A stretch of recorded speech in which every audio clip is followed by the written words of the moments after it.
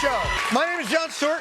The second presidential debate has just wrapped up. We are live. Well, technically, I guess this is the second presidential debate. The first presidential debate of this matchup. I can't wait to see who the winner will take on next. I think we're coming to you live, ladies and gentlemen. The stakes couldn't be higher as we all try and figure out who will be the next president of Paul Winev-Miazgank. It's an exciting night for citizens of that esteemed nation as the rest of us watch with great interest from the neighboring country of no one gives a stand. By the way, if you have any friends in Paul Winev-Miazgank, can you see if they can do anything about congestion pricing? All right, forget it. But so far, it seems like this presidential race is going to be a tight one. The election now a dead heat. Separated by razor-thin margins. Neck and neck. Feels like a jump ball race right now. For all intents and purposes, horseshoes and hand grenades, it's a coin flip. The tightest race in a generation. As tight as it can get. As tight as a tick. As tight as a too tight bathing suit and a too long car ride home from the beach. That seems very tight. It's as tight as a teenage boy's pants during a Sydney Sweeney Film Festival. It's tighter than Sydney Sweeney's scheduling windows, given how busy she is with projects and in demand as a producer, to say nothing of the... Anyway, she's very talented. Of course, with an election this tight, it is important to build out a more diverse coalition. And recently, Donald Trump has picked up the unexpected support of former Democrats RFK Jr. and Tulsi Gabbard, and might even have picked up one of Jeffrey Epstein's most esteemed former lawyers. I am no longer a Democrat. I am no longer a member of the Democratic Party. This was not my party. I just felt appalled when I watched the Democratic National Convention. I can't associate myself. Oh, I'm muted. Hey, notice how Donald Trump is not running around being like, Jeffrey Epstein's best friend and lawyer endorsed me recently? I wonder why. Because that's what it sounds like when Kamala Harris runs around being like, Cheney endorsed me. It's awesome. With the party itself. No. Wait, don't go. Oh, you're no longer in the Democratic Party, Alan Dershowitz? Well, guess what? Democrats don't want you anyway, because the Democratic Party has standards, okay? We don't Last week, former Vice President Cheney endorsed Vice President Harris. Would you excuse me one second? I don't know what came over me. Anyway, going into the debate, one thing was clear. I'm sorry, you know what, Cheney, can you meet me over by camera one? Off. Seriously. Off. You came this close to destroying the entire world. We were this close. Closer than a teenage boy's pants. And no, I'm not going to have any fun with this. And by the way, who in God's name is that endorsement going to sway? Well, I like the Democrats' policy on child tax credits, but are they bombing enough Middle Eastern countries? There's still some buildings standing. Someone should really do something. I'm fine. It's fine. Seriously, though, that guy. Now, obviously, oh, please. What an erudite takedown. Obviously, each candidate was going to have their goals and strategies. For Kamala Harris, it was going to be quite a needle to thread. She really wants to make sure that Americans know her backstory, walk away understanding her policy stances, make sure she needles Donald Trump, gets him to lash out, expose the flaws that she sees in him, stays calm, be ready for all attacks. She's got like 2 minutes. Is there anything else? There are some people who are worried that she might be over-preparing. Really? After doing all that? You know, Trump was encouraged to take a simpler approach. They expect some goading remarks from Harris. They have stressed to him over and over again, do not respond. If you're going to respond at all, to use facial expressions, not to actually go out there and say anything. Kamala say everything. Trump say nothing. But here's what you do, Mr. Former President. If Kamala says something that surprises you, you just go. And if Kamala says something that makes you angry, you just go. And if Kamala says something that makes you feel sexy time. So someone that says Trump has stronger foreign policies and is better tasked to protect us, especially since he says that all these world leaders would not be doing the things they're doing if he was in office. How do you argue someone out of this opinion and persuade them to believe that it's not the greatest thing to say? I mean, that's a really difficult thing that you can parse through ultimately, because these wars did happen under the Joe Biden administration. I guess the only thing you can point to is that given the bipartisanship that comes with American foreign policy, it was a lot of Trump's actions that caused the instability that led to October 7. You know, both with his handling of Iran, both with his handling of the Abraham Accords and handling of Israel. Just, yeah, another good thing you can ask them is, or show them, is how easy it was for Kamala Harris to play to tug on his heartstrings and make him mad, right? Because it was super easy for it was super easy for Kamala Harris to just like rip him to shreds and play, like make him look like a fool. So if that's the case, if she could do that, then Vladimir Putin can do that tenfold, you know, especially because Kamala Harris is a woman and Vladimir Putin is a man. Because, you know, if they're already voting for Trump, I assume they're a little bit misogynistic. So you can weaponize that misogyny against them or against Donald Trump. You go, oh yeah. So those were the goals. Both candidates have now entered the arena. Biden and Trump did not greet each other, and Kamala, oh wait, she went for the handshake, ladies and gentlemen. What an incredible display of the awkward tension that happens when your son is dating a biracial girl and you meet her parents for the first time. Konnichiwa. As per tradition in American politics, the first question is always asked by the most handsome person in a 10 to 15 mile radius. When it comes to the economy, do you believe Americans are better off than they were 4 years ago? Ooh, first, yowza. Oh, yeah. Second, answer the question, Ms. Vice President. I imagine and have actually a plan to build what I call an opportunity economy. My plan is to give a $50,000 tax deduction to startup small businesses. I intend on extending a tax cut for those families of $6,000. Holy... How differently do you think this would have gone? No, that was the first time and the last time the economy was addressed in that debate. Yeah, dude, $50,000 for podcasters is not exactly a great solution to how much people are struggling still. Oh my God. Child tax credit is good. Trump still won the economy poll, the economy CNN post debate poll. Yeah, of course he did. He doesn't have to say anything. In a lot of these circumstances, like all he has to do is look around and just point to things. Okay. I'm going to give such a nice credit when she passes that 50K back for wealthy streamers chat. Yeah. If you despise me and you're a liberal because I constantly on Kamala Harris, know that she is doing this for me. And she's doing this for Michael from Pennsylvania, who is a swing state voter in Pennsylvania. It's in his name, and he's not going to vote for Kamala Harris. Okay? I don't even live in a swing state, and that's still a problem. Okay? But that's an even larger problem because Michael from Pennsylvania is not going to vote for her. And if she ends up winning, he's still going to take advantage of that. And so am I. Okay? Just remember that. Remember that, liberals. I'm not voting for Kamala as a Philly voter also. It's not looking too good. Hey, listen, there are 33,000 Philadelphia voters in here right now. Pennsylvania voters. Every single person in here is from Pennsylvania.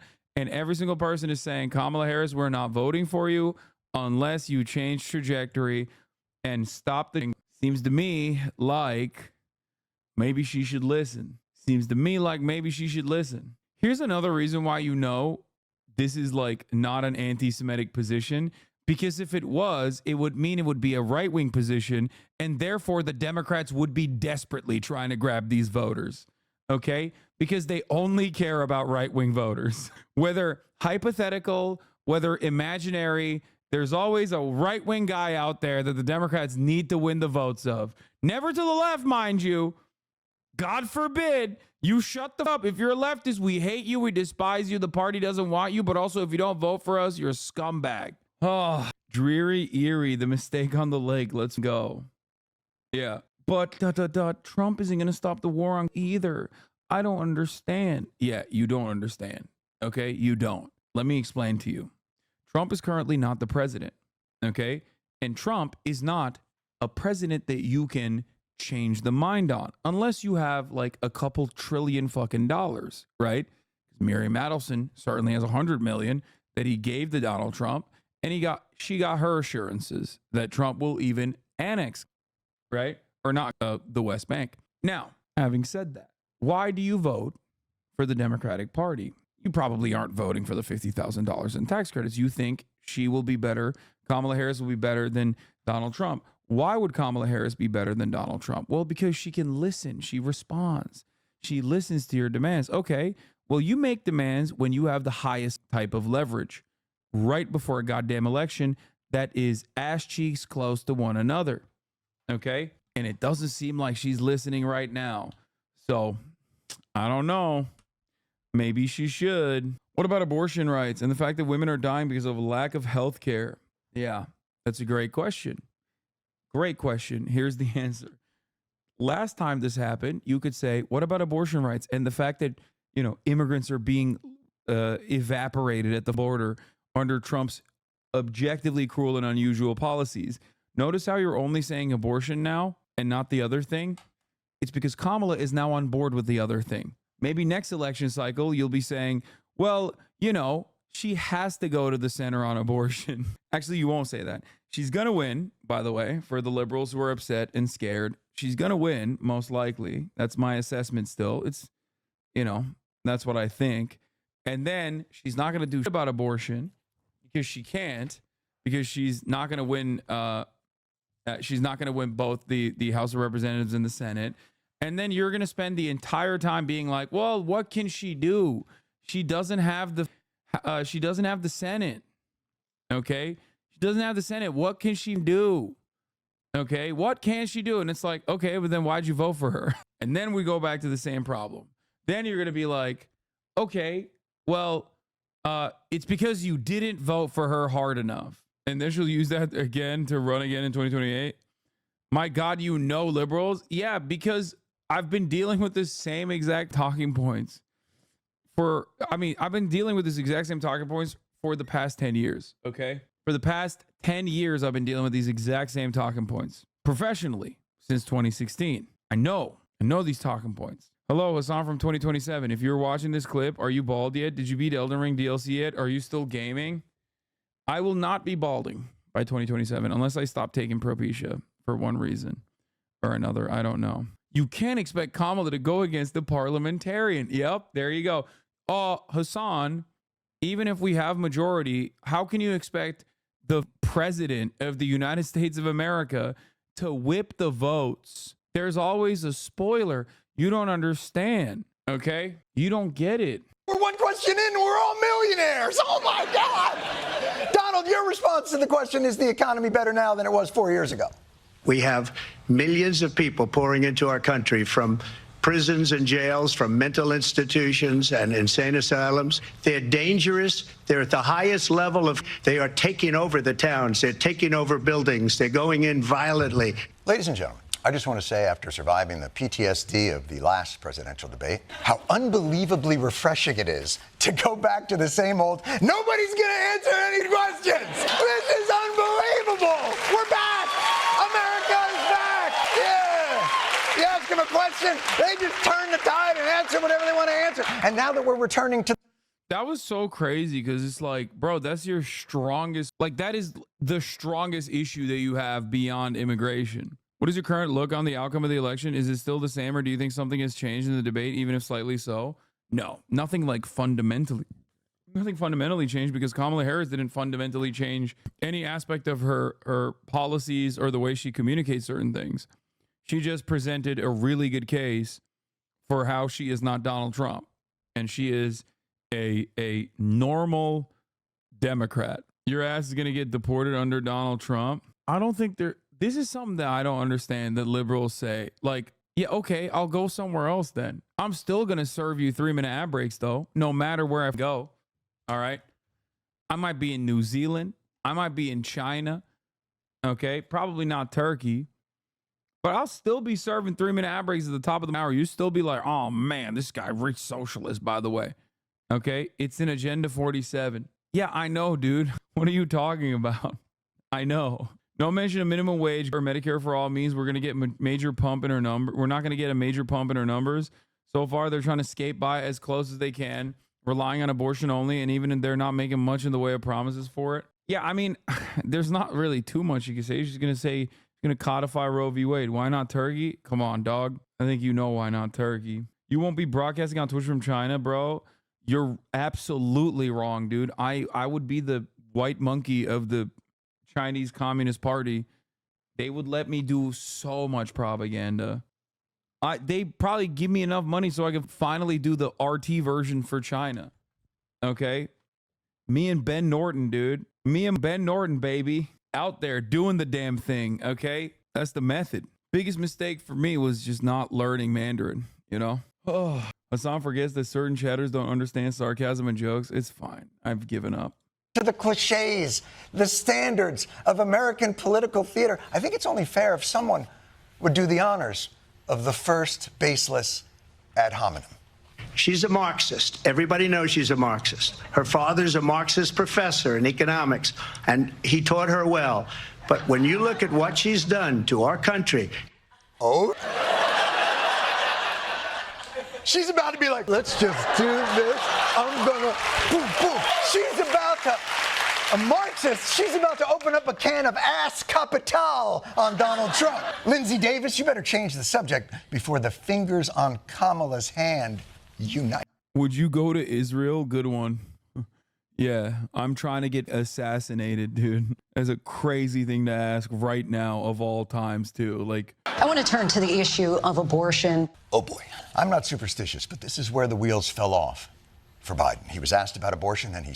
Remember how many, like, Israeli liberal Zionists I debated on that issue alone? Oh, just come to Israel, bro. Then you'll see. This is not a threat. Yeah. No, I you know, probably not the best idea for a, you know, pro-Palestinian Turkish American to go to Israel, don't you think? He somehow spun it into, why are immigrants raping people? And he ended with a classic phrase we'll never forget, and that's when we finally beat Medicare. They're feeling it too, ladies and gentlemen. As before, President Trump, you have the first crack at answering why you Roe v. Wade. We've gotten what everybody wanted. Democrats, Republicans, and everybody else, and every legal scholar wanted it to be brought back into the states, and the states are voting. This is one of the craziest ways that, like, it honestly, what about Armenia? No, Armenia would welcome him with open arms. Stuff you're talking about. I don't think there's any, I have no beef with Armenia. If anything, they'd be mad because they probably also think I'm like pro-Russia or something, but that's it. So the thing I want to say is it's been so long. It's been so long that like Donald Trump hasn't been this prominent in front of our eyes that I just straight up forgot how much he lies, dude. Like I remember him lying all the time, but never to this degree. You know what I mean? And I'm reminded of it. Like, no, he was like this. He was always like this. But some of the shit that he lies about are so stupid. Like this argument, like who is this for, dog? 75% of the country obviously considered Roe v. Wade to remain the law of the land. That's why the Supreme Court appointees that you put into the Supreme Court literally lied as well and said it's a super precedent and we will not overturn it. Like every single person straight up lied about this. Liberals did the same dumb back then too, by the way. Oh my God, do you remember liberals writing articles about like how Brett Kavanaugh is a great high school basketball coach for the girls? And they wrote about how Amy Coney Barrett was actually a phenomenon, a feminist icon. Oh my Lord, dude. God damn, I hate liberals so much. Well, I guess they hated Brett Kavanaugh more than Amy Kobe Bryant, but ay. Voting. And I did something that nobody thought was possible. Jon Stewart from the I Was Watching This Live Times Picayune. What you just said, yeah, that's actually insanely false. The majority of people wanted it. You know what? Kamala Harris, can you address this with a bit more eloquence? I have talked with women around our country. You want to talk about this is what people wanted? Pregnant women who want to carry a pregnancy to term, suffering from a miscarriage. I literally look like this is me in 2028. I swear to God. This is me in 2028, okay? This is some real Air America hours right here, okay? Straight up. Nah, I hope I look like Sam Cedar instead of this. This is me 20 years from now, okay? Still doing an internet show. Still yelling at libtards. Marriage being denied care in an emergency room because the healthcare providers are afraid they might go to jail, and she's bleeding out in a car in the parking lot. She didn't want that. Holy, she crashed that. This is like what? This is like one of those Groundhog Day movies where you get to go back and fix the bad way that something happened earlier to the good way. And then you learn Italian and the piano, and then you get sad and then despondent, and then you learn how to love yourself. Anyway, Trump will now finally have to answer to his abortion policy. You know what it reminds me of? When they said they're going to get student loans terminated, and it ended up being a total catastrophe. You don't have an answer. Like that, you can't flex that, brother. Like that comes with the recognition that that was actually a good thing. And then the Supreme Court that you made 6-3 supermajority Republican nuked it out of orbit. Like, how are you this person? How are you this dense? You know, it's like, oh yeah, remember the good things that you tried to do for the American population, and then like my Supreme Court ruined it. And by the way, anytime he says 6 brilliant brave Supreme Court justices, bravely overturned Roe v. Wade, I am reminded that Trump has lost this step. He's lost this game. He no longer balls, okay? He's got no juice, because he should know better than anyone else that the United States Supreme Court is universally despised right now. It has its lowest approval rating historically. So for you to tie yourself to that while running away from J.D. Vance, like, what the f are you doing? The Supreme Court is basically perceived as J.D. Vance, okay, from the eyes of the Americans, partially because of the things that they implemented that you now have to defend. It's very odd that you are taking ownership over that. Student loan smoke bomb. But we're settling into a rhythm here. Nice back and forth. I got to give it to Trump. He's sticking to his guns, and he's not letting Kamala Harris get under his skin. I actually think she's not going to be able to needle him. I'm going to invite you to attend one of Donald Trump's rallies.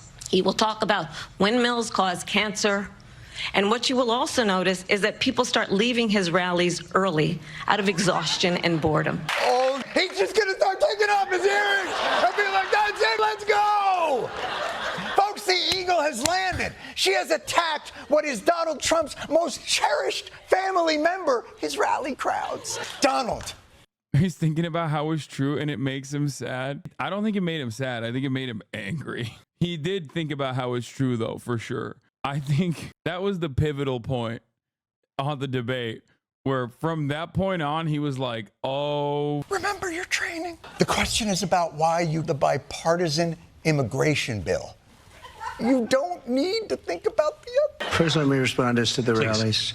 She said people start leaving. People don't go to her rallies. Son of a bitch! People don't leave my rallies. We have the biggest rallies, the most incredible rallies in the history of politics. Our country is being lost. We're a failing nation. In Springfield, they're eating the dogs, the people that came in. They're eating the cats. They're eating the pets of the people that live there. What just happened? I get these unbelievable rallies, people don't leave them, they're eating dogs! In Springfield, the immigrants are eating people's dogs! Which reminds me, if I may, for just a quick moment, a quick reminder to all the pet owners out there. Always remember to leash your dogs. It's an important way to keep your dogs from fighting other dogs or being hit by a car or being eaten by your immigrant neighbors. Oh, I'm sorry. Also, off, Cheney. I'm sorry. You were saying?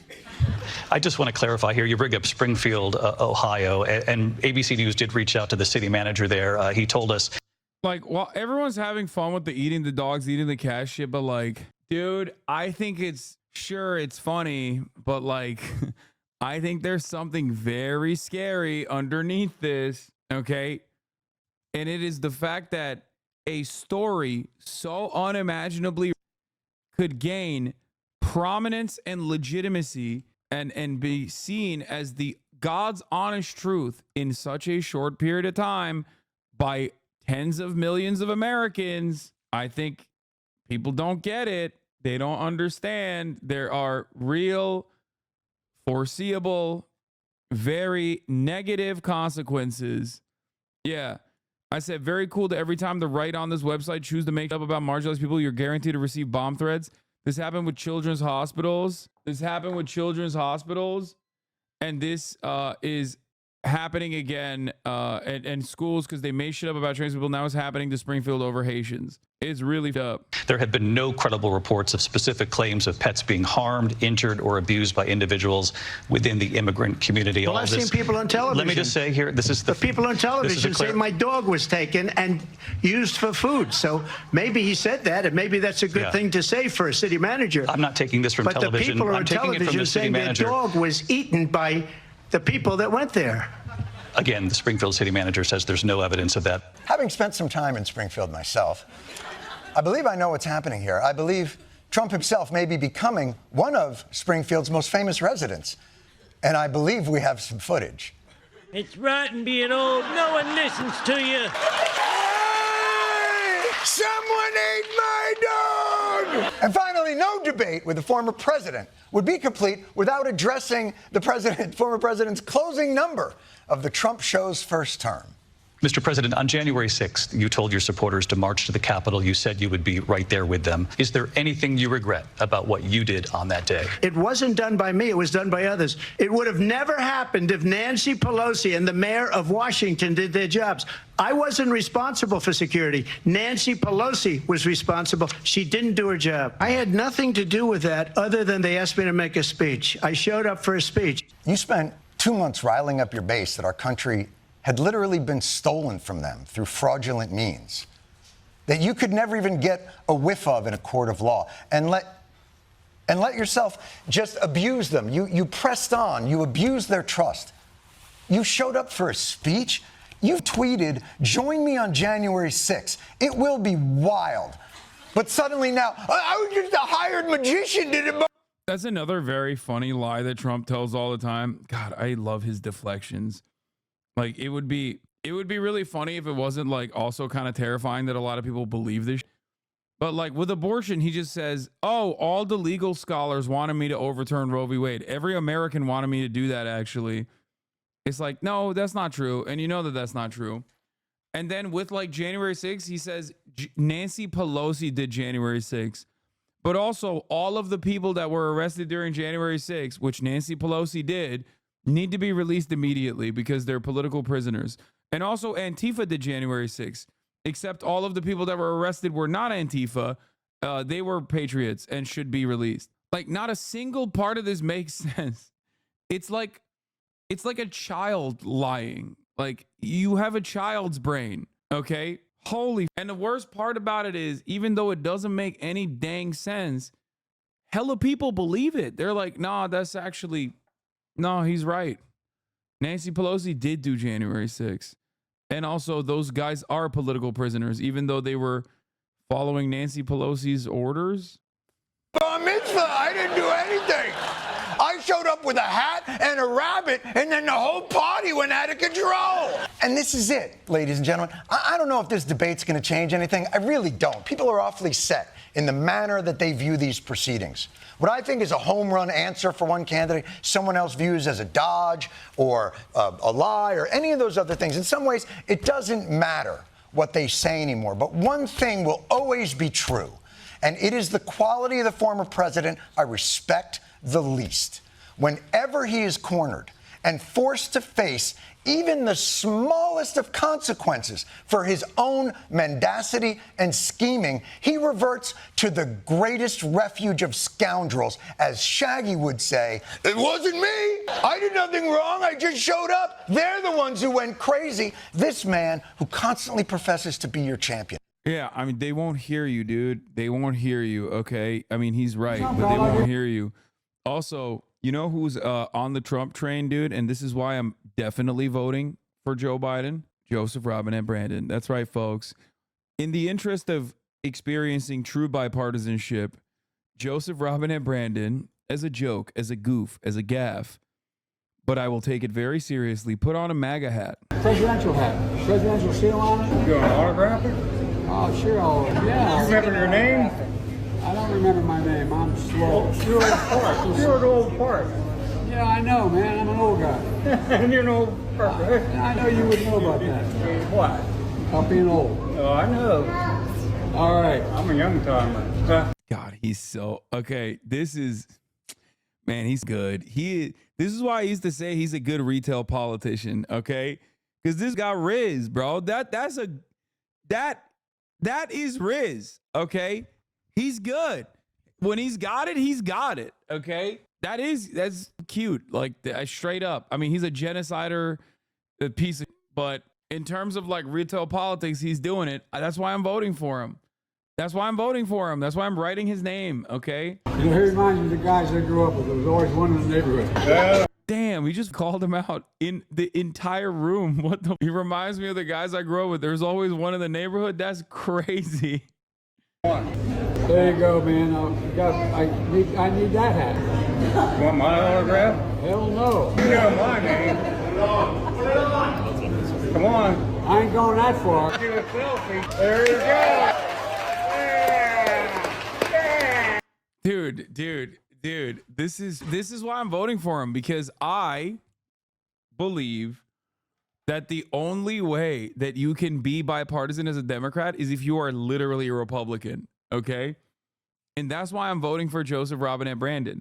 I heard your messages, all the liberals in the chat, they keep telling me about harm reduction, lesser evil voting. Like, in order for the Democrats to win, they have to become Republicans. The closer you are to being a Republican, which is literally just saying like I'm riding with Trump, okay? It's the most Republican you can get. I'm tired of seeing hogs. I'm tired of seeing hogs say that Biden did this because he's mad at Kamala for overthrowing him.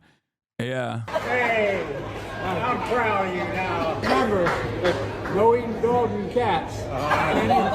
Hey, they're good. Thank you. They're good. I genuinely don't understand why he did this, because he's just trying to be cute. He's just having a fun time. He should have never put the hat on, though, because it's a power play to give a Trump supporter the presidential hat. But like, putting on the Trump hat is so stupid, okay? But also at the same time, it's not stupid for him because he's a Democrat. And Democrats want to Republicans. They want to suck Republicans. They want to be Republicans. Remember that. They love Republicans. They want them voting for the Democratic Party. They want to advance Republican policies. Okay? It's a swastika? No, it's not, dude. Shut up. And even if it is, like, you know, you can make the same argument about the Democratic Party too. Hey, hell yeah, brother. Maybe he's a big Hank Pecker fan. Yeah, brother. Hell yeah. He's got my vote. He's got my vote. Let me tell you, writing in Biden, he's got good smarts because he's pro-Trump. I hope you like. How'd you get another hat there, though? What do you mean?